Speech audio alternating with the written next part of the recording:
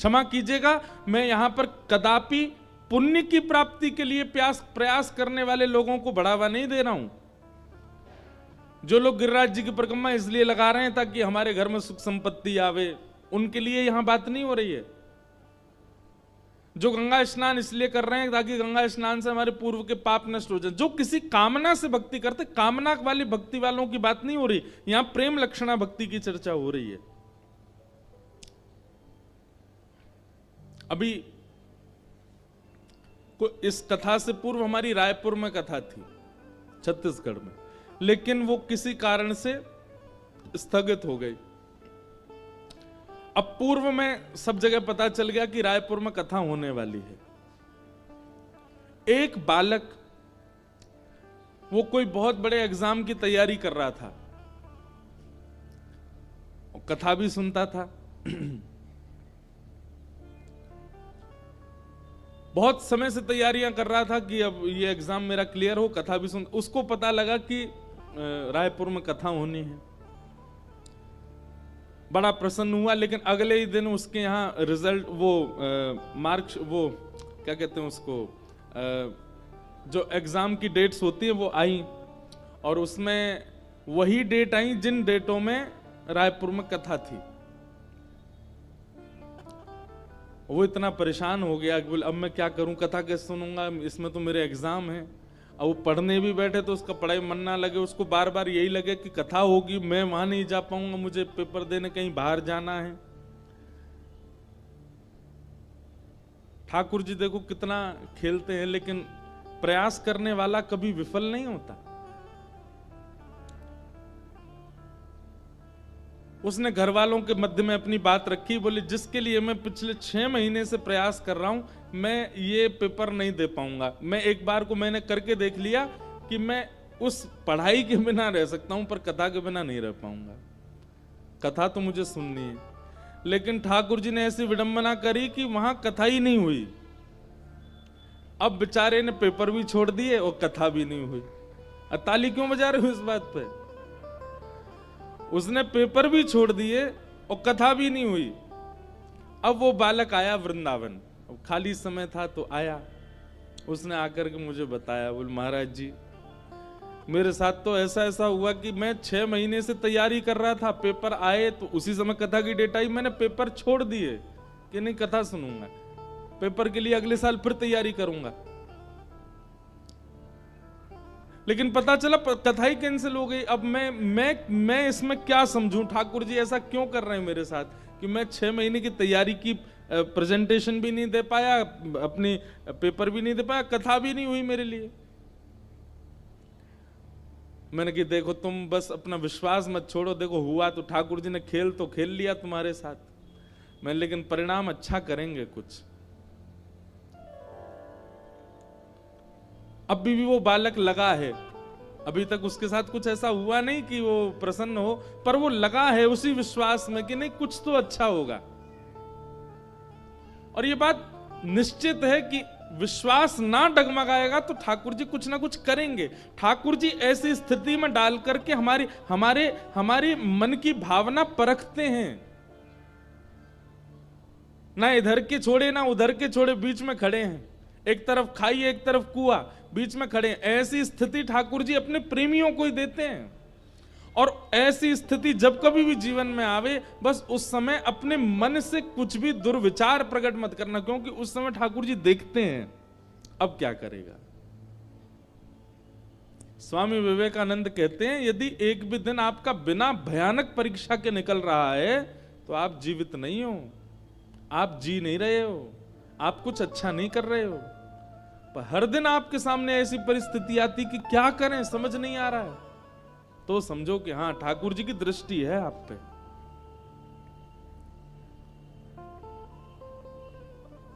तो व्यक्ति जब प्रयास करता है, जब एफर्ट्स लगाता है, तो ही उसके संबंध, तो ही उसका भाव, तो ही उसका प्रेम निभ पाता है।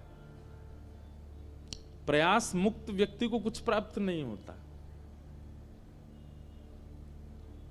तो भक्ति में भी प्रयास करो, प्रयास करके भजन मार्ग पर चलो। ये बात ठीक है कि हमें समय मिलेगा तो हम वृंदावन जाएंगे, पर एक बार ऐसा भी प्रयास करो कि बहुत व्यस्तता थी तब आपने समय निकाल के वृंदावन गए, सबसे समय सबको किनारे करके वृंदावन के लिए समय निकाला।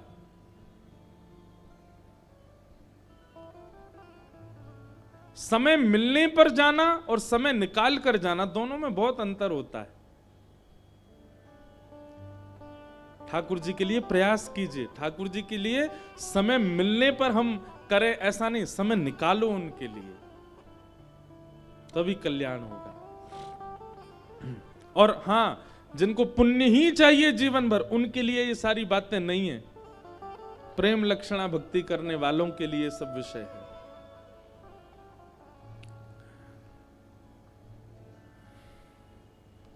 आज कथा का पंचम दिवस और आज नंदोत्सव होना है। हम लोग कपिल देवूति संवाद कल पहुंच चुके थे, वहां तक, वहीं से कथा का प्रारंभ करेंगे। भगवान कपिल माता देवहूति को ज्ञान उपदेश कर रहे हैं। देवहूति माता प्रश्न कर रही हैं और उन्हीं प्रश्नों का उत्तर भगवान कपिल देते हैं। प्रथम प्रश्न माता देवहूति ने किया कि निर्वीणा नितरां भूमन् असद इंद्रिय तर्षणात् येन संभाव्यमानेन प्रपन्नान्धं तम प्रभो। निर्वीणा नितरां भूमन्, बहुत ध्यानपूर्वक सुनिएगा। हमारे शरीर में 10 इंद्रियां होती हैं, पंच ज्ञानेंद्रिय और पंच कर्मेंद्रिय। सामान्य सी बात है, जिनसे आप कर्म करते हो उनको कर्मेंद्रियां कहते हैं, और जिनसे आपको कुछ अनुभव होता है वो ज्ञानेंद्रियां कहलाती। हाथ से कर्म करते हैं, पैर से चलते हैं, मुख से खाते हैं, और 2 गुप्त इंद्रियां हैं। ये 10 इंद्रियां कर्म इंद्रियां हैं। आंख से देखते हैं, नासिका से सूंघते हैं, जिह्वा से चखते हैं, कान से सुनते हैं, त्वचा से अनुभव करते हैं। ये पंच कर्म ज्ञान इंद्रियां हैं। ऐसी 10 इंद्रियां हमारे शरीर में। देवहूति माता प्रश्न कर रही हैं कि हमारी इंद्रियां हर दिन कुछ ना कुछ भोग भोगती ही रहती हैं, पर हमारी इंद्रियों की इच्छा पूरी नहीं होती। हर दिन इन इंद्रियों को कुछ ना कुछ देते रहो, फिर भी ये इंद्रियां सदैव अतृप्त ही रहती हैं। कभी भी ऐसा नहीं होता कि आप इंद्रियों को कुछ वस्तु दे दो और वो अगले दिन उसकी मांग ना करें, हर दिन मांग करती हैं। देवहूति माता ने प्रश्न किया, ऐसा कोई उपाय बताइए जिससे मेरी इंद्रियों की सारी इच्छाएं समाप्त हो जाएं। बहुत सावधानी से सुनिएगा। कि भोगान भुक्ता वयमेव भुक्ता तपो न तप्ता वयमेव तप्ता कालो न याता वयमेव याता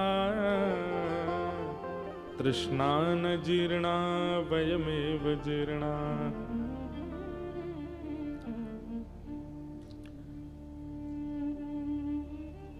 हमें रसगुल्ला बहुत प्रिय लगता है, लेकिन एक बार पाने से हमारी जीभ संतुष्ट नहीं होती, उसको अगले दिन फिर चाहिए, फिर 3-4 दिन बाद फिर चाहिए।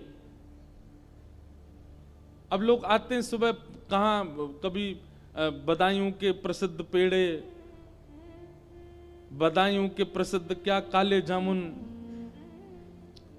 अब मुझे को तो पता भी नहीं वो कहां से आते हैं, लेकिन सब लोग लेके आते हैं कुछ ना कुछ, जहां की जो प्रसिद्धि होती है लाते हैं।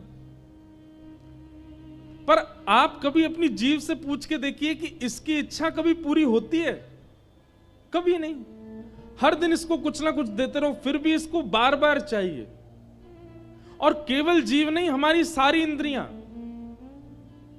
इनकी कोई लिमिट नहीं है कि बस यहां तक ये भोग लें उसके बाद ये तृप्त हो जाएंगी। नहीं, आप देते रहो। हां, बस ये कि एक साथ एक बार में नहीं ले सकती, हर दिन चाहिए। देवूती माता वही पूछ रही है कि इन इंद्रियों की ठौर कहां है, इन इंद्रियों का विश्राम कहां है, ऐसा क्या है जिससे इंद्रियों की इच्छाएं समाप्त हो जाएं। बहुत सावधानी से सुनिएगा बंधुओं।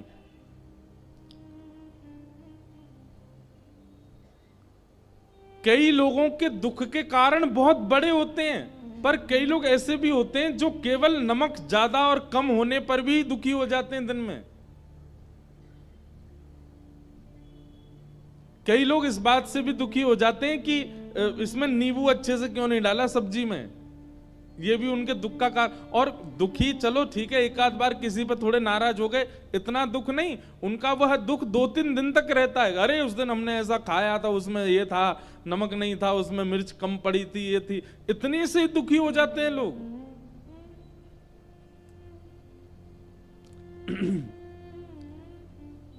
इतने से दुखी हो जाते हैं कि रात में जो तकिया थी वो ज्यादा गुदगुदी नहीं थी, पतली थी, बड़ी वाली चाहिए, उससे हमको नींद आती है। हमारा हर हफ्ते कमरा बदल जाता है, हर हफ्ते हमारा पानी बदल जाता है, हर हफ्ते हमारा भोजन बदल जाता है, हर हफ्ते हमारी तकिया बदल जाती है। अभी 22 तारीख तक यहाँ हैं, वो 21 तारीख तक, 22 से चले जाएंगे। हापुड़ में कथा 22 से ही है, उस दिन सब परिवर्तित हो जाएगा। लेकिन सत्संग के प्रभाव से, कथा के प्रभाव से धीरे धीरे धीरे एडजस्ट होना सीख रहे हैं, सीख गए। अब हर स्थिति में, कैसी भी परिस्थिति हो, कैसा भी जलवायु हो, कैसा भी भोजन प्रसाद हो, कैसे भी लोग मिल जाएं, कितना भी सम्मान हो, कितना भी अपमान हो, अब ज्यादा फर्क नहीं पड़ता। आप यदि हमारा बहुत सम्मान कर दें तो भी हमको ज्यादा प्रसन्नता नहीं होगी, और हां, आप अपमान भी कर दो तो भी ज्यादा बुरा नहीं लगेगा। और करने वाले करते हैं, बिसौली की बात नहीं है। कहीं ऐसी जगह भी कथाएं होती है कि मंच से उतरते समय व्यक्ति कुछ अपशब्द भी बोल देते हैं। लेकिन सत्संग का प्रभाव ऐसा होता है कि आप समत्व रहना सीख जाते हो, आप स्थितियों में सम रहना सीख जाते हो। आपको भोजन से कोई फर्क नहीं पड़ता, आपको जलवायु से, आपको व्यवस्थाओं से ज्यादा फिर दिक्कत नहीं होती, आप सम रहने लग जाते हो। और ये समत्व सबके अंदर नहीं आ पाता। अधिकतर लोग इस असमत्व की वजह से ही परेशान हैं। वही बात यहां देवूती माता कह रही हैं, हमारी इंद्रियां अशांत रहती हैं, हमारी इंद्रियां बेचैन रहती हैं। ऐसा कोई उपाय बताओ कि इंद्रियां हमारी शांत हों, इंद्रियां हमारी स्थिर हों, इंद्रियां हमारी समत्व हो जाएं, सम हो जाएं।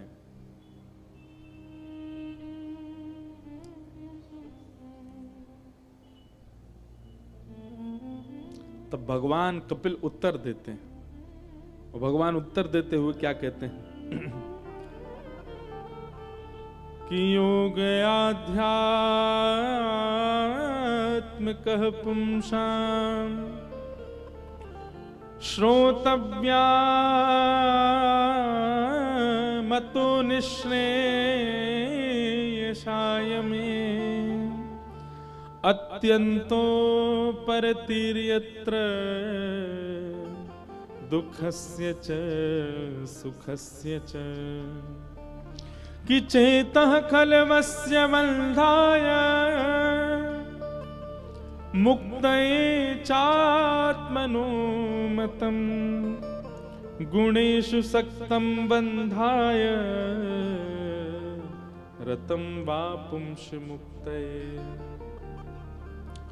भगवान कपिल उत्तर देते हुए क्या कह रहे हैं,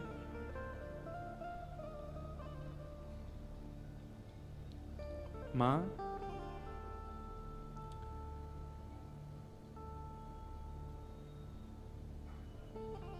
इंद्रियां दूषित नहीं है। विराज जाओ सब लोग। इंद्रियां दूषित नहीं है, इंद्रियां विचलित नहीं है, इंद्रियां तो स्थिर हैं, पर इंद्रियों का अधिकार एक ने अपने ऊपर ले लिया है और वो है मन। वो मन विचलित होता है। जीभ कभी नहीं कहती कि ये खिलाना है या ये पिलाना है, मन कहता है। त्वचा नहीं कहती कि पंखा चलाओ, एसी चलाओ या ऐसा कुछ, मन की इच्छा होती है। हमारे शरीर की समस्त इंद्रियां, नेत्र नहीं कहते कि ऐसा दृश्य दिखाओ, मन कहता है। और इस मन की वजह से ही हमारी इंद्रियां दूषित होती जा रही हैं। भैया, इंद्रियों को एकाग्र करना नहीं सीखना है, मन को एकाग्र करना सीखना, मन को सुधारना है। और मन को सुधारने का एक ही तरीका है, क्या? मन का वातावरण शुद्ध हो। बहुत ध्यानपूर्वक सुनिएगा। वैष्णव जन तिलक क्यों लगाते हैं? वैष्णव जन माला क्यों पहनते हैं? हम धोती क्यों पहनते हैं? हम बगलबंदी क्यों पहनते हैं? हम क्यों पैंट नहीं पहनते? मंच पर आकर के पैंट शर्ट में भी तो हम प्रवचन कर सकते हैं, प्रवचन मुख से ही तो होना है। तो फिर ये स्वरूप भेष काय बात का है? भेष की आवश्यकता क्यों है? जिह्वा से प्रवचन ही तो करना है। हम भी प्याज लहसुन खा सकते हैं, क्यों नहीं खाते हैं? ये सारे परकोटे हैं मन को एकाग्र करने के। कहीं ना कहीं आपके वस्त्रों से भी मन विचलित होता है, आपके अन्न से मन विचलित होता है, आपके जल से मन विचलित होता है, आपके संग से मन विचलित होता है। आप कैसा खाते हैं, कैसा पीते हैं, कैसा पहनते हैं, कैसे रहते हैं, कितने बजे सोते हैं, कितने बजे उठते हैं, आपकी सारी नित्य क्रियाओं से भी आपका मन विचलित होता है। इसलिए इन सबको सुधारा जाता है, इसलिए इन सबको सम करने की स्थिति शास्त्रों में बताई गई है।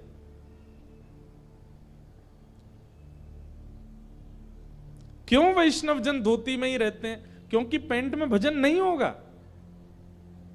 जीन्स पहन करके वह स्मृति क्रिया नहीं बन पाएगी। ये बात स्पष्ट है। हां, आप कर सकते हो भजन, आप थोड़ा बहुत ध्यान लगा सकते हो, थोड़ी बहुत स्थिति में जा सकते हो, पर पूर्णता नहीं आ पाएगी, विचलनता कहीं ना कहीं रहेगी। मन का वातावरण शुद्ध नहीं होगा तो मन तो विचलित रहेगा। इसीलिए मन की शुद्धता, मन के एकाग्रता के लिए ही ये सब कुछ किया जाता है।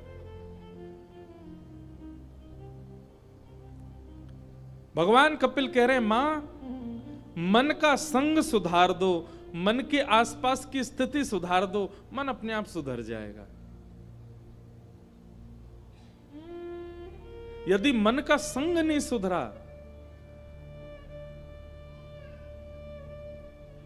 तो मन निश्चित बिगड़ जाएगा। वो बेवजह नहीं रोता, वो रोता है तो उसके पीछे कारण है। या तो भूख लगी होगी, या उसको कुछ पीड़ा हो रही होगी, या उसके कहीं दर्द है, या वो गर्मी लग रही है, सर्दी लग रही, जो भी, वो बिना कारण के नहीं रोता। लेकिन जैसे जैसे वो बालक बड़ा होता है, उसका मन जब जन्म लेता है तो वो अकारण भी रोता है, बेवजह भी रोता है।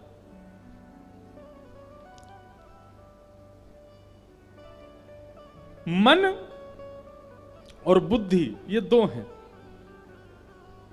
हमारा आकर्षण मन की ओर ज्यादा होता है, और मन के आकर्षण के कारण हम कई बार बुद्धि का त्याग कर देते हैं। जैसे यहां पर प्रियव्रत राजा ने किया, सुरुचि के प्रति आकर्षण होने के कारण सुनीति का त्याग कर दिया।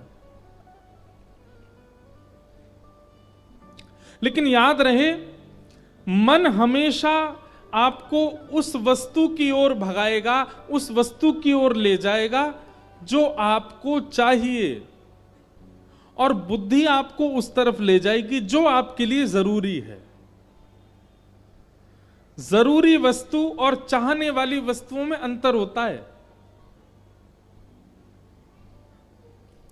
समझ रहे हैं ना बात को?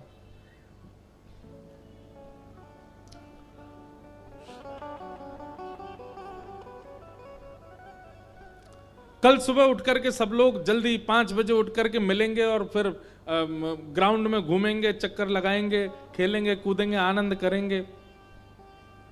कितने लोगों को बोला? 10 लोगों को बोला। आए कितने? 5। बाकी के 5 कहां गए? उठे ही नहीं। क्यों नहीं उठे? मन की मान करके नहीं उठे। जब भी सुबह उठना होता है, आप अगर मन को बोल करके कहेंगे कि सुबह तेरे को उठना है, मन कभी नहीं उठाएगा आपको। आपको बुद्धि से ही उठना होता है, बुद्धि ही आपको उठाएगी। पढ़ने के लिए व्यक्ति कभी मन से नहीं जाता। लोग कहते तो मन से पढ़ा करो, मन से कोई नहीं पढ़ता, सब बुद्धि से ही पढ़ते हैं। अगर मन की पूछो तो बच्चों का तो ये मन होता है कि रोज स्कूल बंद ही हो जाए, खुले ही ना, कभी हमें जाना ही नहीं पड़े। लेकिन बेचारे जबरदस्ती मन से जाते हैं, बुद्धि से जाते हैं।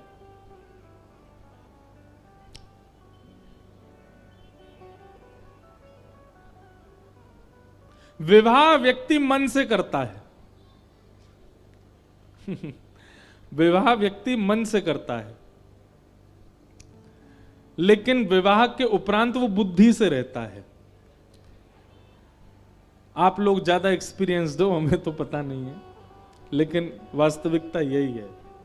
और ये दोनों की है, ये पत्नी की भी है, हम एक तरफा नहीं है, दोनों की बात कह रहा हूं। कुछ समय बाद जब उनको पता लगने लगता है, अरे यार ये तो बिल्कुल वैसा है जैसा मुझे बिल्कुल पसंद ही नहीं था, ये तो वैसा स्वरूप है इसका, तो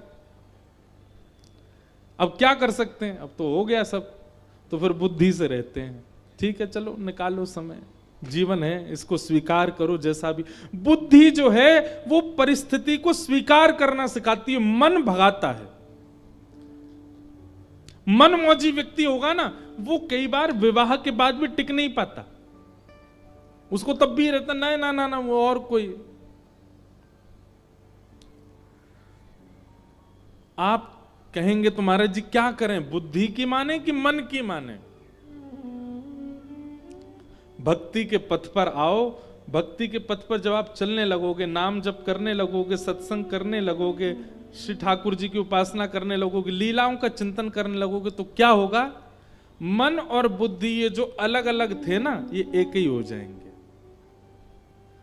असमंजस नहीं रहेगी। आध्यात्मिक व्यक्ति की मन और बुद्धि दोनों एक ही होते हैं, उसके अलग अलग नहीं होते। संसारी व्यक्ति के अलग होते हैं, लेकिन नाम जब करते करते, आध्यात्मिक स्थितियों में आते आते, प्रवचन सुनते सुनते, सत्संग करते करते, वृंदावन जाके परिक्रमा लगाकर आदि आदि ये सब क्रियाएं करते करते क्या होता है? मन बुद्धि एक ही हो जाते हैं।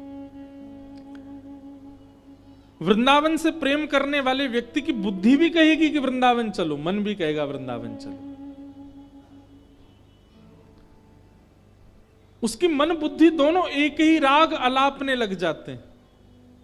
जो आध्यात्मिक पथ, भक्ति पथ को स्वीकार करता है, और जब तक आप भक्ति के मार्ग के अनुगामी नहीं होते, भक्ति मार्ग आपके जीवन में नहीं आता, आप विचलित ही रहते हो, आप कंफ्यूजन में ही रहते हो, क्या करें क्या ना करें। लोग बाग आते हैं तो पूछते हैं, महाराज जी संसार और भजन दोनों एक संग कैसे हो सकता है? हम गृहस्थाश्रम में भी रहते हैं, उसको भी संभालें और हमारा भजन भी संभला रहे, ये दोनों कैसे हो सकते हैं? होंगे, सब होगा। स्वीकार तो कीजिए आध्यात्म पथ को, भक्ति पथ को। तो प्रियव्रत राजा ने अपनी बड़ी पत्नी का त्याग कर दिया। छोटी पत्नी के पुत्र हुए उत्तम और बड़ी पत्नी के पुत्र हुए ध्रुव। ध्रुव जी अपनी मां के साथ एक परन कुटी में रहते हैं बाहर। धीरे धीरे ध्रुव जी बड़े हुए। जैसे ही ध्रुव जी बड़े हुए, अपने मित्रों के साथ खेल रहे थे। एक दिन मित्रों ने पूछा, ध्रुव जी तुम्हारे पिता कौन हैं? तो ध्रुव ने जाके मां से पूछा, मां मेरे पिता कौन हैं? आज मां ने मन में विचार किया कि ध्रुव से अब तक तो छुपाया था, पर अब बताना पड़ेगा कि इनके पिता कौन हैं।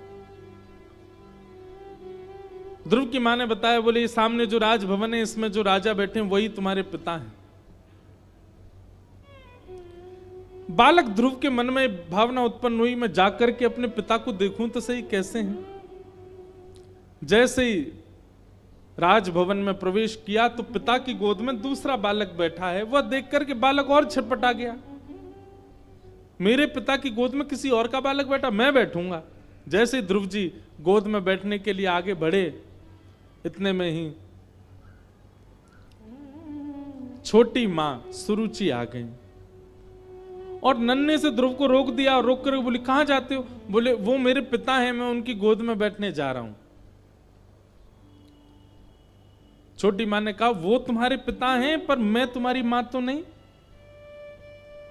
उनकी गोद में जो बालक बैठा है वो मेरा बालक है। अगर उनकी गोद में बैठना है तो जाओ वन में जाकर के भगवान का भजन करो, और भजन करके भगवान प्रसन्न होकर के कहें वरदान मांगो, तो भगवान से वरदान मांगना कि मैं छोटी मां के गर्भ से जन्म ले लूं। मेरे गर्भ से जब जन्म लेकर के आओगे तब बैठोगे इस राज्य गद्दी पर। ध्रुव जी महाराज तो नन्हे से बालक क्या जाने, उदास हताश होकर के चले गए। मां हो तो ध्रुव जी की मां जैसी। वैसे तो दुनिया में सारी मां ही श्रेष्ठ हैं, पर फिर भी यदि श्रेष्ठ बालक का निर्माण करना हो तो ध्रुव जी की मां से सीखो। आपने एक चीज अनुभव की कि बालक जो होता है ना वो निर्विकार होता, उसके अंदर दोष बुद्धि नहीं होती। उसके अंदर दोष डालता कौन है? मां। उसके अंदर दोष डालता कौन है? पिता। उसके अंदर दोष डालता कौन है? रिश्तेदार सारे। उसे नहीं पता होता कि छल कैसे करना है, उसे नहीं पता होता कि किसी के प्रति बुरा व्यवहार करना है, उसे नहीं पता होता कि इन पर क्रोध करना है, इनको मारना है, इनको बप करना है। ये कौन सिखाता उसको? हम सभी सिखाते हैं। वो परम शुद्ध होता है, उसको परम विकारी बना देते हैं हम लोग।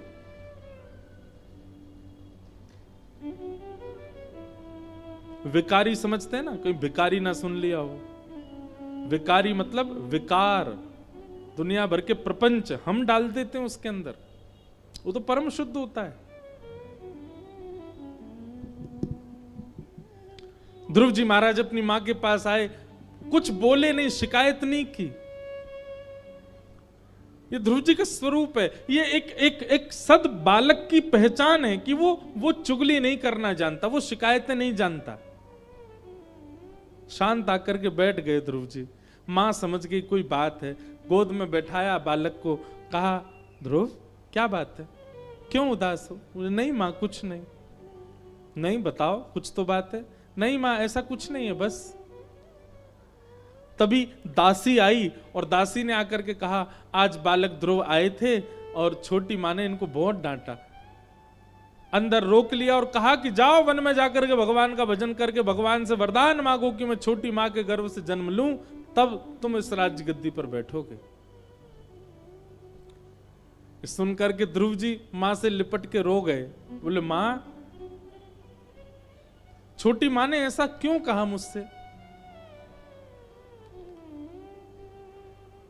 ध्रुव जी की मां ने अपने हृदय से लगाया। बोले, नहीं बेटा,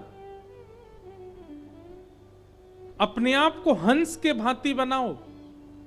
सामने वाला व्यक्ति क्या बोल रहा है, उन कहे हुए वचनों में जो तुम्हारे लिए जरूरत है केवल उतना ही सुनो। अरे बेटा, मैं तो तेरी मां हूं, पर छोटी मां के प्रति विकार बुद्धि नहीं। छोटी मां तो तुम्हारी गुरु है। क्यों? क्योंकि मैं तो तुमको केवल सत्संग कथा तक ही ले जाती हूं, मंदिर ही ले जाती हूं। पर छोटी मां, उसने तो सीधे आज्ञा कर दी कि सीधे भगवान के पास ही जाओ, भगवान का जाकर के भजन करके उनको प्रकट कर लो। ध्रुव, गुरु कौन होता है? गुरु वही जो हरि सो मिलावे, गुरु वही जो हरि की राह दिखावे।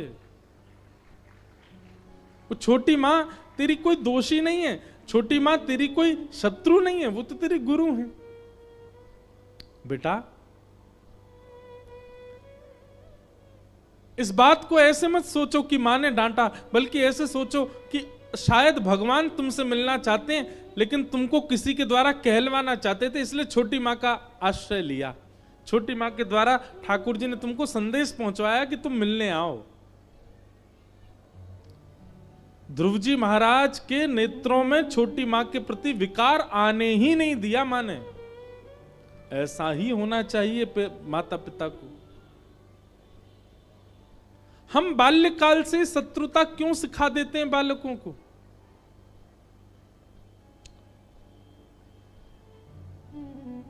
पहले दिन भी मैंने एक बात कही थी कि माता पिता के पास तर्क होता है कि अगर हम बालकों को स्मार्ट नहीं बनाएंगे, बालकों को चतुर नहीं बनाएंगे, बालकों को चालाक नहीं बनाएंगे, बालकों को सब चीजों के बारे में नहीं बताएंगे, तो ये दुनिया बड़ी खतरनाक है, हमारे बालकों का दुरुपयोग करेगी, हमारे बालकों के साथ कुछ भी खिलवाड़ कर सकती है, समाज अच्छा नहीं है, संसार अच्छा नहीं है। भैया हमारी एक बात सुनना, जब व्यक्ति चतुर होता है, जब व्यक्ति बुद्धिमान होता है, जब व्यक्ति श्रेष्ठ होता है, तो उसकी जिम्मेवारी वह खुद है, क्योंकि उसके पास बुद्धि है, उसके पास चतुराई है, उसके पास जानकारी है। लेकिन जब व्यक्ति भोला होता है, सीधा होता है, सरल होता है, तो उसकी जिम्मेवारी कोई और लेता है, और वो कोई और नहीं है, साक्षात ठाकुर जी हैं। ठाकुर जी जिम्मेवारी लेते हैं सरलों की, सच्चों की, निर्विकारों की। अरे सीधा सा भाव है, मां जब बाजार जाती है तो बड़े बच्चे को घर छोड़ के जाती है, छोटे वाले को नहीं छोड़ के जाती। क्यों? क्योंकि जानती है छोटा चंचल है, छोटा अभी जानकार नहीं है, छोटा सरल है, बड़ा जानकार है, इसलिए उसके हवाले करके जाती है। ऐसे ही ठाकुर जी, जब उनको दिखता है कि व्यक्ति बहुत चतुर बन गया, बहुत ज्ञानी है, सब कुछ है इसके पास, तो भगवान कहते हैं अपना कल्याण स्वयं कर। लेकिन जब व्यक्ति बहुत सरल है, सीधा है, सहज है, दीन है, तो ठाकुर जी कहते हैं इसका कल्याण तो मुझे ही करना पड़ेगा, बहुत सरल है। और ये सरलता उसको मां ही सिखा सकती है, ये दीनता उसको मां ही सिखा सकती है।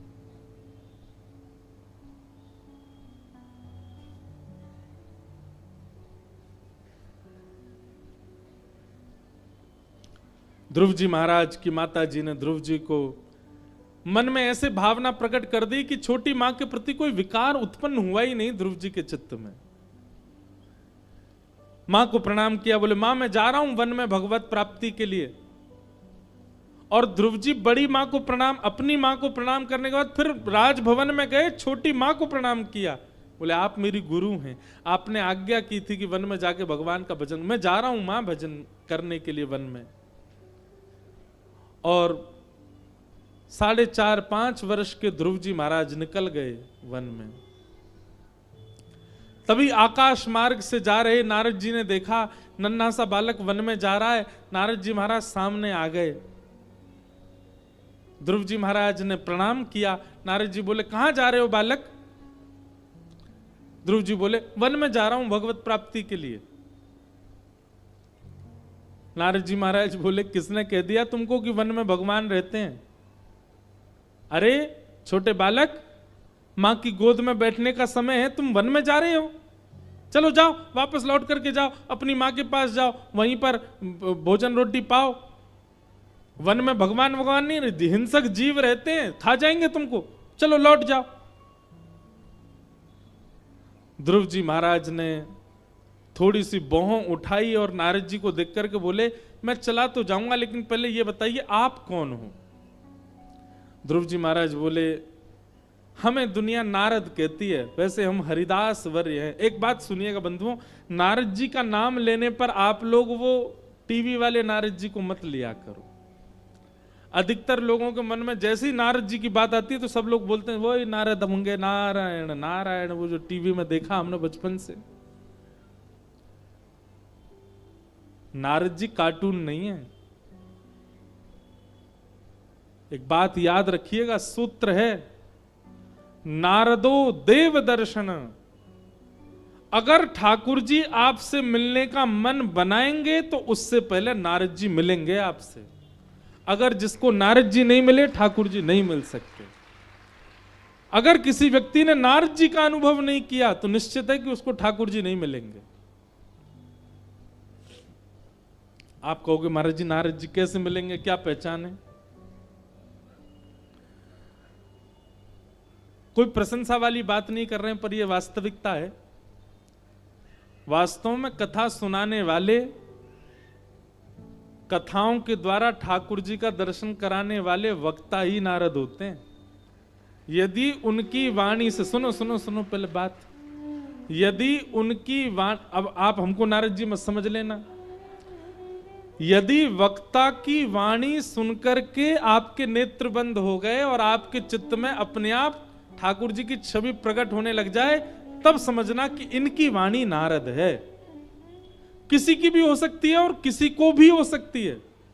यहां हजारों लोग बैठे हैं, पर हजारों में सबको भगवत अनुभव हो रहा होगा नहीं, पर हां 5-6 को हो रहा होगा। और जिन 5-6 को भगवत अनुभव हो रहा, हां उनके लिए नारद हैं हम। जिसकी वाणी सुनकर के आपके चित्त में ठाकुर जी के प्रति प्रेम बढ़ जाए, ठाकुर जी के प्रति और आनंद बढ़ जाए, ठाकुर जी के प्रति और स्नेह हो जाए, समझ जाना वही नारद हैं। बस उनकी वाणी सुनते ही रहो।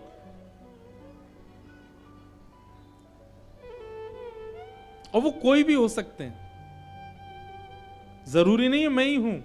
अन्य किसी वक्ता की वाणी से आपको वो अनुभव हो सकता है जो मुझसे नहीं हुआ, तो वही नारद हैं आपके लिए। नारद यानी कि जिनकी बात को कभी देवता भी रद्द नहीं करते, वो नारद। और नारद का दूसरा अर्थ है जो नर यानी कि मानव को देव प्रदान कर दे, वो नारद। नारद बिचौलिया हैं, नारद जी नहीं आए तो ठाकुर जी नहीं आएंगे, इसलिए नारद जी का आना बहुत जरूरी है जीवन में। ध्रुव जी महाराज ने पूछा आप कौन हो, आप मेरा मार्ग रोक रहे हो, आपका नाम क्या है? नारद जी महाराज बोले मैं नारद हूं। ध्रुव जी बोले रहने दो, आप झूठ बोल रहे हो, आप नारद नहीं हो सकते। नारद जी बोले क्यों, हम नारद क्यों नहीं हो सकते? बोले मेरी मां कहती है कि भगवान बाद में मिलते हैं, पहले नारद जी मिलते हैं। आप कैसे नारद जी हो, मुझे घर जाने के लिए कह रहे हो? अरे आपको तो मेरा हाथ पकड़ करके ले जाना चाहिए कि देखो यहां मिलेंगे भगवान, और आप मुझसे कह रहे हो घर चले जाओ। आप नारद नहीं हो। नारद जी महाराज समझ गए, बोले बालक सामान्य नहीं है, जानकार है। नारद जी ने तुरंत हृदय से लगाया ध्रुव जी को, बोले बालक तुझे भगवान जरूर मिलेंगे। तेरी निष्ठा और तेरा जो विश्वास है ना, उस पर मैं न्योछावर हो चुका हूं। मैं तो परीक्षा लेने आया था, निश्चित मिलेंगे। तुम जाओ वन में, पर वन में जाकर के कैसे पुकारोगे ठाकुर जी को? एक मैं 12 मंत्र तुमको दे देता हूं, इस मंत्र से तुम ठाकुर जी को पुकारा करना। ये 12 मंत्र ही ओम नमो भगवते वासुदेवाय, ये 12 मंत्र है। इसमें 12 अक्षर हैं। हमारे ब्रज के एक संत कहते हैं भगवान का फोन नंबर है ये। क्यों? ISD कॉल है, इसलिए 2 संख्या ज्यादा है। जैसे विदेश कॉल करने पर 12 नंबर डालने पड़ते हैं, ऐसे ही ठाकुर जी को कॉल करने के लिए ये 12 अंकों का भगवान का नंबर है। रोज इस पे फोन किया करो, ओम नमो भगवते वासुदेवाय, ठाकुर जी को पुकारा करो। ध्रुव जी महाराज यह मंत्र लेकर के वन में चले गए और 5 महीने तक ध्रुव जी ने तप किया, केवल 5 महीने। लेकिन 5 महीने तप कैसे किया वो सुनो। पहला महीना प्रारंभ हुआ, तिरात्रांते कपित्थ बदरासना। ध्रुव जी महाराज 3 रात्रि तक कुछ नहीं खाते, मतलब 3 दिन का व्रत करते और 3 दिन बाद केवल कपित्थ फल खाकर के भजन करते।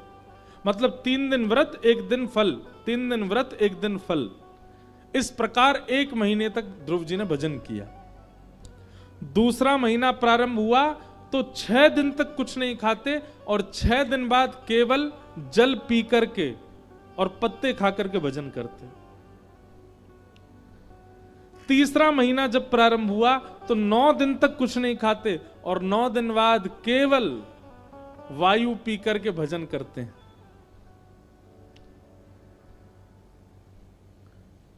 चौथा महीना प्रारंभ हुआ, अब ध्रुव जी 12 दिन तक ना कुछ खाते हैं 12 दिन तक ना कुछ पीते हैं, 12 दिन में एक बार श्वास लेते हैं। आप कहोगे ये तो असंभव है। नहीं, साधक व्यक्ति के लिए सब संभव है। 12 दिन तक ध्रुव जी श्वास नहीं लेते, 12 दिन बाद केवल एक बार श्वास भीतर लेते।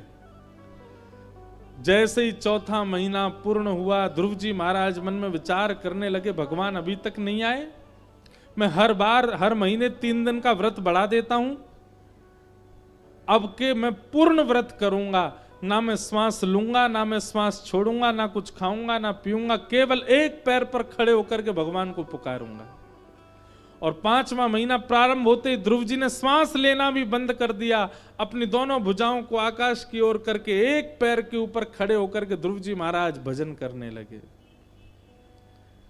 ध्रुव जी के इस भजन को देख देवता दौड़े दौड़े भगवान के पास गए और भगवान से जाकर के बोले नाथ, एक अद्भुत भक्त आपको पुकार रहा है, नन्ही सी अवस्था है उसकी, आप कृपा कीजिए, जाकर के उसको दर्शन दे दीजिए नाथ। बंधुओं, संपूर्ण ब्रह्मांड में केवल एकमात्र ध्रुव जी ऐसे हैं जिनके लिए भगवान ने ये शब्द कहे हैं। क्या? हम सबको दर्शन देने जाते हैं, पर ध्रुव को दर्शन देने नहीं, ध्रुव का दर्शन करने जाएंगे। ऐसे बालक से तो मिलने जाएंगे, उसको तो देखने जाएंगे। और भगवान गरुड़ पर आरूढ़ होकर के शंख चक्र गदा पद्म धारण करके श्री ध्रुव जी महाराज से मिलने के लिए पधारे। ध्रुव जी खड़े आंख बंद करके, हाथ जोड़ करके, और सामने गरुड़ के ऊपर भगवान बैठे। गरुड़ जी महाराज बोले, भगवान इतनी देर हो गई है, ध्रुव तो आपका दर्शन ही नहीं कर रहा। भगवान बोले, अभी नहीं करेगा, उसके चित्त में मेरी झांकी बनी हुई है, जब तक वो झांकी नहीं जाएगी तब तक नहीं देखेगा। भगवान ने तुरंत एक स्वर किया और उस स्वर करते ही ध्रुव जी के चित्त की झांकी अंतर ध्यान हो गई। जैसे ही झांकी अंतर ध्यान हुई, ध्रुव जी व्याकुल हो गए, श्वास टूट गई, जो 1 महीने से रोक के खड़े थे। और श्वास टूटते ही ध्रुव जी महाराज ने विरह वेदना में नेत्र खोल करके हाँ नाथ कह करके जैसे ही पुकारा और नेत्र खोल करके देखा, तो सामने श्वेत गरुड़ के ऊपर नीलांबर ठाकुर जी शंख चक्र गदा पद्म धारण करके खड़े हुए हैं। बोलो भक्त वत्सल भगवान की।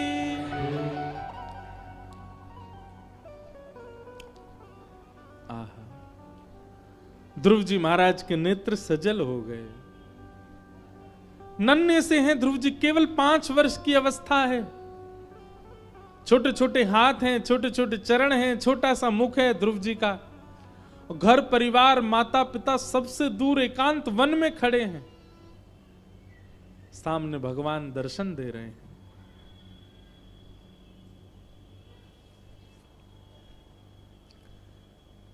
अब ध्रुव जी ने आंख तो खोल ली, लेकिन बहुत देर हो गई, बोले ही नहीं कुछ भी, बस आंखों से आंसू गिरते जा रहे हैं। बंधुओं, एक वर्णन यहां पर ऐसा आता है कि ध्रुव जी महाराज ने जब भगवान को देखा तो देखते ही ध्रुव जी को क्या हुआ?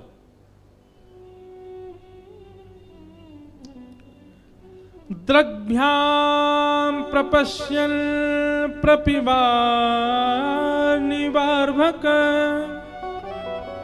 चुम्बन निवासेन भुजैर्लिवाश्लिशन।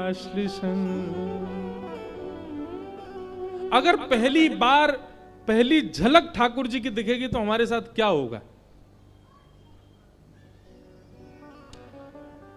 लोग बाग कहते हैं मेरे को ठाकुर जी मिल जाएंगे तो मैं अपना घर सजाऊंगा, मुझे ठाकुर जी मिल जाएंगे मैं उनको रबड़ी का भोग लगाऊंगा, ठाकुर जी मिल जाएंगे उनके संग ऐसे करूंगा।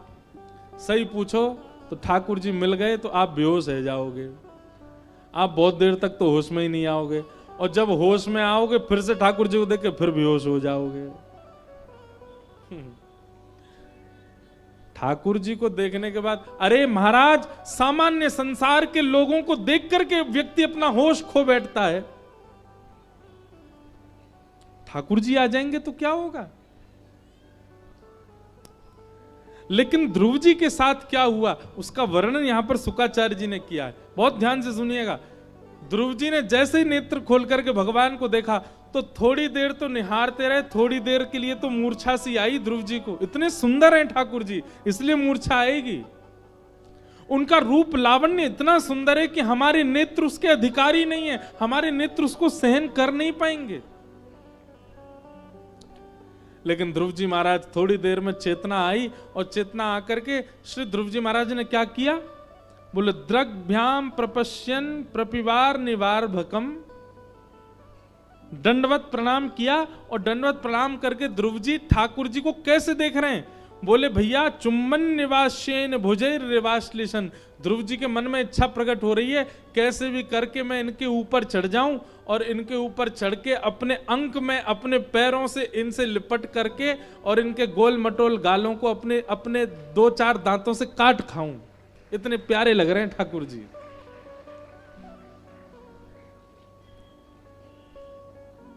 ध्रुव जी के मन में ये भावना आ रही है। ये बात हम क्यों कह रहे हैं? लोग गोपियों पर प्रश्न उठाते हैं कि भगवान श्री कृष्ण को देखकर के गोपियां रास विहार कर रही हैं, अपने पति परिवार संसार को छोड़कर के श्री कृष्ण के प्रति आकृष्ट हो रही हैं। अरे ठाकुर जी का स्वरूप ऐसा है, नन्हा सा 5 वर्ष का बालक ध्रुव जब ठाकुर जी के प्रति आलिंगन की भावना रख सकता है, ठाकुर जी का रूप ही ऐसा है कि उस रूप पर व्यक्ति मोहित हो ही जाएगा, आकृष्ट हो ही जाएगा।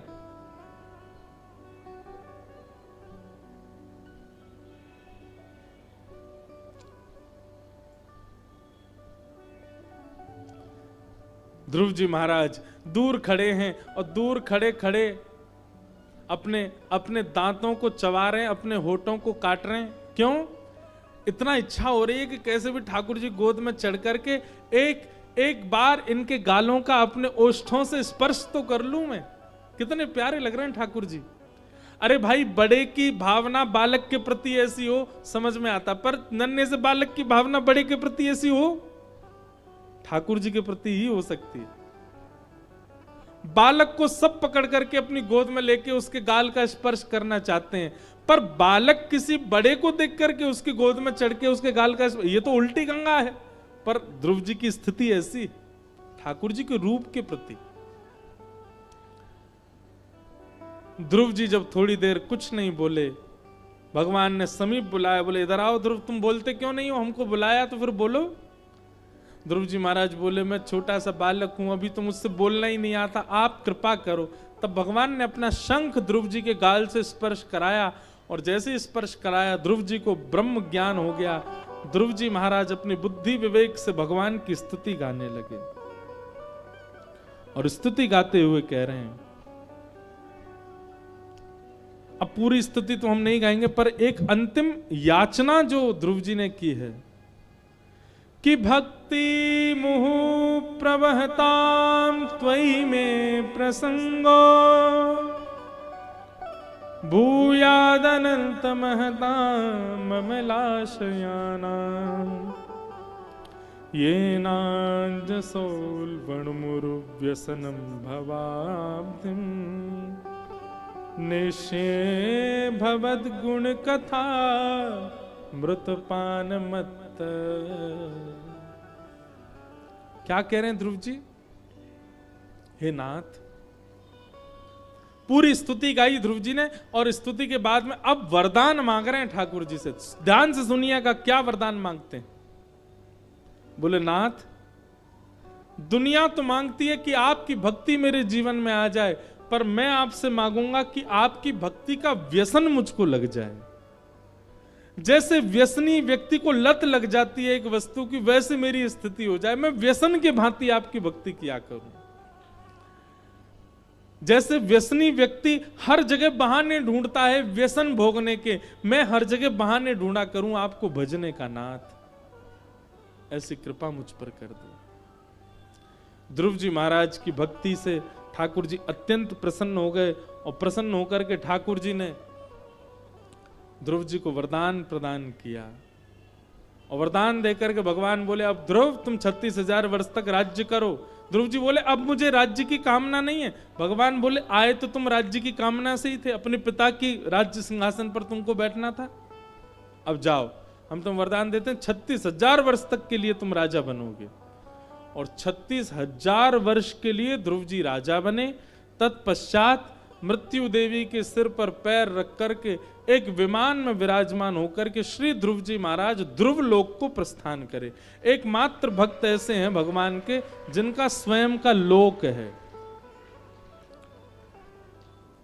आपको पता है जब प्रलय आता है ना, प्रलय में केवल धरती का ही नाश नहीं होता, ब्रह्मलोक तक, ब्रह्मा जी तक प्रलयकालीन समुद्र में डूबते हैं। केवल वैकुंठ लोक और ध्रुव लोक ये सदा रहते हैं, ध्रुव लोक का कभी नाश नहीं होता। इसलिए जो व्यक्ति अनन्य भक्ति करता है, अनन्य सेवा करता है, उसको या तो वैकुंठ लोक की प्राप्ति होती है या ध्रुव लोक की प्राप्ति होती है।